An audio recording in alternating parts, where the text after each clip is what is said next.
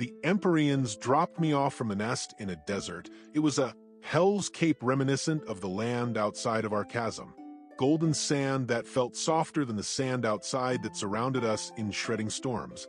The air was dry, much lower in moisture than the wellspring provided, but the most prominent feature was the light and heat. Blistering heat, intense sunlight.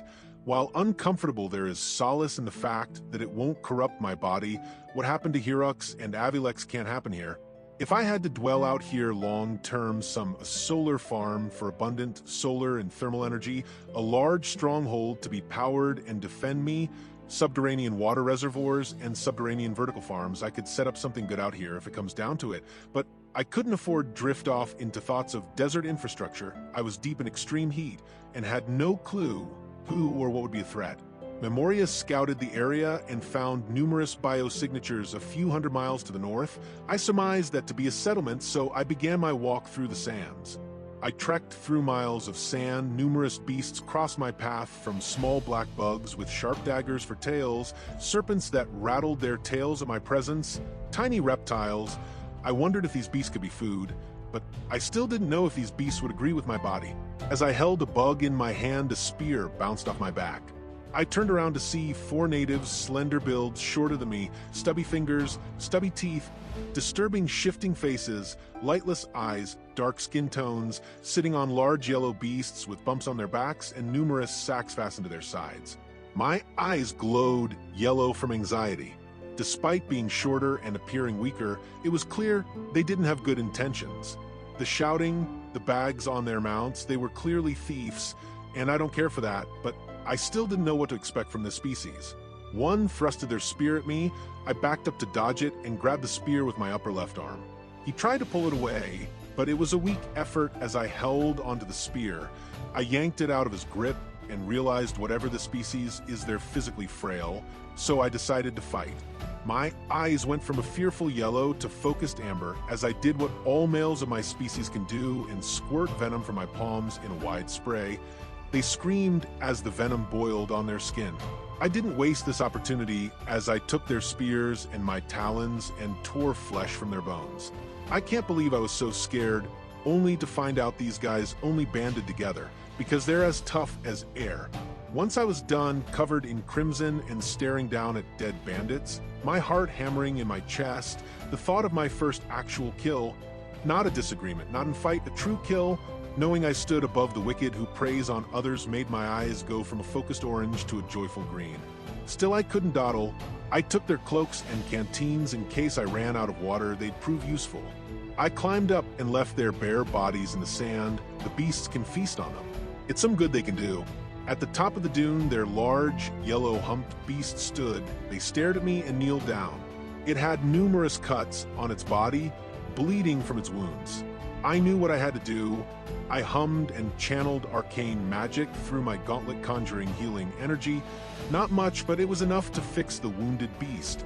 It turned to me, dragged its tongue on my face, and nodded to its back. It was a shot in the dark, but I got on the back of the largest one, and it hoisted me up. Others followed us as we went through the desert. I guess I'm their new master now. It's been hours since the fight in the desert. My heartbeat finally returned to normal, and I looked through the bags of the bandits. I found gemstones, silver swords, herbs, metal slabs, electronic devices, explosives, potions, and many other things. Who knows how many people they stole from, but I'm going to make use of these goods and leave this golden wasteland as soon as possible. While I took out 4 of them, there is clearly some type of organization here. I killed 4 of their members, left them to prune in the sun, and took their supplies.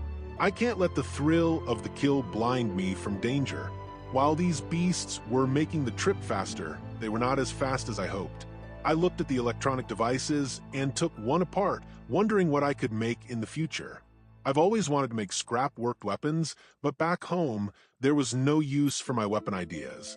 I didn't have time to make anything as the beasts passed the golden wasteland and to a deep green plain, large brown flora, and in front a large wall. Past it is where Memoria detected the thousands of biosignatures. As we reached the wall, 2 individuals appeared, looked like the same as the bandits. In their hands, large rifles, they're likely guardsmen. Whoa now. Stop right there, Zeno. Frisco Bulwark guards are authorized to use lethal force on anyone deemed a threat. State your business here, because you look like a bandit, he said. I'm no bandit. I came across some, killed them and took their beasts and came here. The guardsmen went silent, pondering my explanation. So, where did you come from? What's your business here in Frisco? I went silent, wondering what to tell them. I can't say where we live. We live in a subterranean network of caves and tunnels. I'm just passing through, trying to get away from the desert. Humph. Well, you don't look like a crivelet. And if you were a raider, you would be with multiple people. Fine, you may enter Frisco, however you must pay a tribute to enter. Those bandits have stolen a lot from us. I bet those supplies came from us. It's simple. Give us 75% of the cargo, and you may enter Frisco. I figured this would happen. I came across human killers, and now I came across humans trying to extort me. I gave them the goods, kept the electronic devices and weapons, and was finally granted entrance into Frisco.